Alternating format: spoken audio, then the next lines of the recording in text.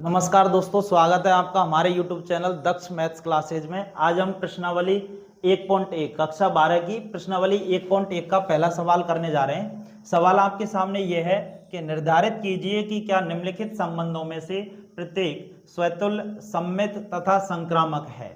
तो पिछली क्लास में मैं आपको इसके परिचय के बारे में इंट्रोडक्शन करा चुका था इस प्रश्नावली का, कि स्वतुल्य क्या होता है और सममित क्या होता है और संक्रामक क्या होता है। मैं थोड़ा सा 2 मिनट इसको रिवाइज करा देता हूं। स्वतुल्य का मतलब होता है खुद का खुद से संबंध होना चाहिए, यानी कि ए का ए से संबंध होना चाहिए और उसका प्रत्येक अवयव जो है रिलेशन आर से होना चाहिए। और सममित का मतलब होता है जो संबंध ए का बी से है और बिलोंग्स करना चाहिए वो रिलेशन आर में, वही रिलेशन होना चाहिए बी का ए से। संक्रामक का मतलब है जो रिलेशन ए का बी से है और बी का सी से है, तो यही रिलेशन ए का सी से होना चाहिए, ए का सी से रिलेशन होना चाहिए, तो उसको बोलते हैं हम संक्रामक। तो अब हम इसको सिद्ध करके बताते हैं कि ये स्वतुल्य है, सममित है और संक्रामक है या फिर नहीं। तो सबसे पहले हमें जो दिया है वो लिख लेंगे। दिया है, क्या दिया है? हमें दिया है समुच्चय ए, हमें समुच्चय ए दे रखा है और जो समुच्चय ए है उसके अवयव दे रखे हैं 1 2 3 डॉट डॉट डॉट 14 तक अवयव दिए हुए हैं। और हमारे पास जो रिलेशन है आर वो है x, y 3x minus Y बराबर 0। तो इसको हम अलग तरीके से करेंगे, ध्यान से देखना। मैं अगर इसको मान लेता हूं, हमें ये ऐसे लिखा हुआ है 3x माइनस वाई बराबर 0। अगर मैं यहां से इसको इधर लेके जाऊं तो ये बन जाएगा 3x बराबर y। मान के चलो मैंने यहां पर इसको मान लिया x और इसको मान लिया y। x से y में जो रिलेशन है वो इस प्रकार है कि ये 3x है और ये y है। मतलब अगर मैं x की जगह 1 रखूंगा, मतलब 1 का गुणा 3 से करेंगे तो y का मान जो आएगा वो आएगा 3 एकम 3। अगर x की जगह में यहां पर रख देता हूं 2 तो 3 दूनी 6 आ जाएगा इधर। अगर 3 रख देता हूं तो 3 9, यानी कि x की जगह 3 रखा तो यहां आएगा 9। अगर x की जगह 4 रखता हूं तो 3 चौका 12, और अगर x की जगह में 5 रखता हूं तो 3 पंजे 15 बनता है, जो कि हमारे समुच्चय ए में विद्यमान नहीं है, क्योंकि हमारे समुच्चय में कहां तक की संख्या है? 14 तक की। तो हम वहीं तक लेंगे जहां तक हमारे समुच्चय ए में संख्याएं दी हुई हैं। तो हमारे समुच्चय में 14 तक की संख्याएं हैं, इसलिए अगर मैं यहां पर 5 लेता हूं तो ये 15 बनता है, जो कि 15 हमारे समुच्चय में नहीं है। तो हम यहां तक रिलेशन ले लेंगे। तो हमारा जो रिलेशन आर बनेगा वो बनेगा, x की जगह मैंने 1 लिया तो y की जगह आया 3, और x की जगह 2 लिया तो y की जगह आया 6, x की जगह 3 लिया तो y की जगह आया 9, और x की जगह जब मैंने 4 लिया तो y की जगह आया 12। ये आ गया अपना रिलेशन। सबसे पहले अपन इसमें प्रूव करेंगे स्वतुल्य। तो सबसे पहले हम ये देखेंगे ये स्वतुल्य है या नहीं। तो स्वतुल्य के लिए देखते हैं। स्वतुल्य के लिए कंडीशन मैंने बताई थी कि a कॉमा ए जो है वो बिलोंग्स करना चाहिए आर में। जैसे मैं a की जगह कोई भी अवयव मान लेता हूं, जैसे मैंने 1 मान लिया तो 1,1 बिलोंग्स करना चाहिए आर में, जो कि यहां पर देखो 1,1 हमें दिख रहा है क्या? कहीं भी नहीं दिख रहा है। इसका मतलब ये बिलोंग नहीं कर रहा है। इसलिए हम क्या बोल सकते हैं? इसलिए ये जो रिलेशन आर है, आर जो है वह स्वतुल्य नहीं है। तो हम लिख सकते हैं इसलिए यह स्वतुल्य संबंध नहीं है, स्वतुल्य संबंध नहीं है। दूसरा हम बताएंगे स्वतुल्य के बाद सममित। सममित के लिए मैंने क्या बताया था? सममित के लिए हम कोई भी एक अवयव ले लेंगे। जैसे इनमें से मान के चलो मैंने 1 ले लिया, 1 का मैं मान के चलो 2 से रिलेशन दिखा रहा हूं, तो 2 का भी 1 से रिलेशन होना चाहिए, 2 का 1 से रिलेशन होना चाहिए। लेकिन ना तो यहां पर 1,2 है, चलो 1 का 3 से ले लेते हैं, तो 3 का 1 से होना चाहिए। यहां देखो 1 का 3 से तो है, लेकिन 3 का 1 से कहीं भी इसका रिलेशन नहीं है। इसका मतलब ये कैसा नहीं है? सममित भी नहीं है। इसलिए यह सममित संबंध नहीं है, सममित संबंध नहीं है। अब इसी प्रकार सिद्ध करेंगे संक्रामक के लिए। संक्रामक के लिए जो मैंने कंडीशन बताई थी वो अभी पहले मैं आर लिख लेता हूं एक बार। हमने क्या लिखा था, आर, एक्स की जगह 1 तो वाई की जगह 3, एक्स की जगह 2 तो वाई की जगह 6, एक्स की जगह 3 तो वाई की जगह 9, एक्स की जगह 4 तो वाई की जगह 12। ये था हमारा रिलेशन। संक्रामक के लिए हम क्या देखेंगे कि अगर 1 का मैं 3 से दिखा देता हूं तो 3 का 9 से है, तो वही रिलेशन 1 का 9 से होना चाहिए। जैसे मैं मान के चलो देख लेते हैं कि 1 का मैंने 3 से रिलेशन ले लिया, तो फिर यहां से मैंने देखा कि 3 का 9 से रिलेशन दे रखा है, 1 का 3 से है, 3 का 9 से है। तो संक्रामक के लिए अब अगला किससे होना चाहिए, 1 का 9 से होना चाहिए। तो क्या यहाँ पे 1 का 9 से रिलेशन है, कहीं भी 1 का 9 से रिलेशन नहीं है। इसका मतलब क्या हुआ, यह संक्रामक भी नहीं है, इसलिए यह संक्रामक संबंध नहीं है, संक्रामक संबंध नहीं है। तो इस प्रकार हमें इस सवाल में तीनों को प्रूव करना है कि यह स्वतुल्य, सममित और संक्रामक है या नहीं है। तो हम करेंगे क्वेश्चन संख्या 2। क्वेश्चन संख्या 2 में क्या है, प्राकृत संख्याओं के समुच्चय n में रिलेशन दिया हुआ है जो एक्स वाई है, वो वहां पर y जो है x + 5 के बराबर है तथा x का जो मान है वो 4 से लेस देन है, यानी कि 4 से कम है। इस द्वारा परिभाषित संबंध r दिया हुआ है। तो सबसे पहले हमें जो r दिया हुआ है वो निकाल लेते हैं हम।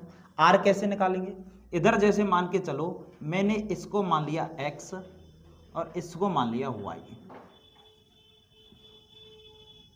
और जो y का रिलेशन x से है वो इस प्रकार दिया हुआ है, y बराबर दिया हुआ है x + 5।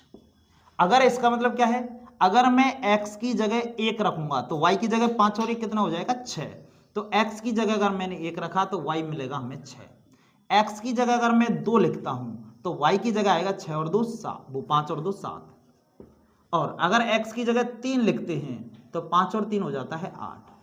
और x की जगह 4 हम नहीं लिख सकते हैं, क्यों नहीं लिख सकते, x का जो मान है वो लेस देन है 4 से, मतलब 4 से कम लेना है हमें, 4 और 4 के बराबर नहीं लेना है, तो 4 से कम ले लेंगे हमने। तो कौन कौन सा रिलेशन प्राप्त हुआ, 1 का 6, 2 का 7 और 3 का 8। तो हमारा रिलेशन बन गया 1 से 6, 2 का 7 और 3 का 8। अब हमें इसमें दिखाना है सबसे पहले स्वतुल्य, सममित और संक्रामक। तो फर्स्ट हम दिखा रहे हैं स्वतुल्य के लिए।